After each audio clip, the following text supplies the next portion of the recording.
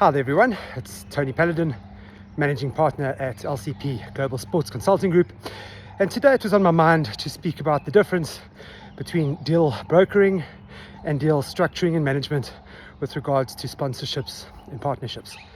So the key differentiator really is that sponsorship deal brokering is kind of like getting married, saying I do, and then walking off the altar with nothing left to do. The big difference obviously comes in partnership deal structuring and management, where there's long-term and goal-setting ideas behind the management of the relationship. So diving into deal structuring and deal management, I guess I could say it's really just getting your hands dirty and really getting in under the hood of that partnership. If you look at it like a human relationship, there's going to be thick and thin, rich and poor, all of those good things that go into making things work. And the reason I actually wanted to speak about this is that I've been contacted quite a few times by someone looking to make a quick buck, doing a quick intro and then wanting to leave, which is great. But then in terms of how involved they're going to be in the relationship moving forward, there's probably not going to be a whole bunch of involvement. And I'll further this, is that most of the relationship management from day one onwards is built on reliability and trust. So if you do a quick deal and walk off the scene and then wish to come back later on, you've already broken trust. So it makes it all that much more difficult to get re-involved. So I've thought long and hard about this as a sports consultant, and specifically a sports sponsorship consultant, in terms of what is my role? What do I strive to do? Well, as I've spoken about previously, the first thing I think about when I try and do a good introduction is base it around strategy.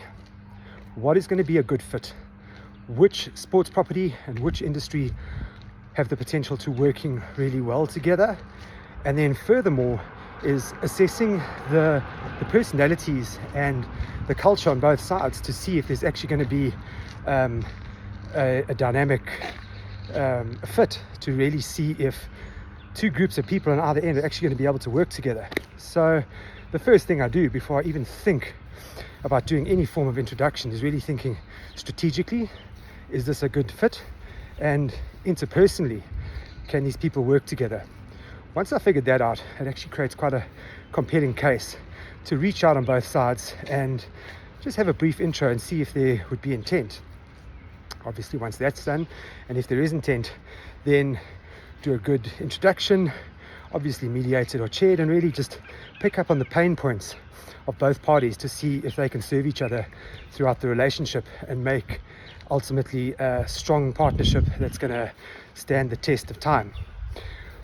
Once things get moving, then the real stuff starts. That's really getting your hands dirty.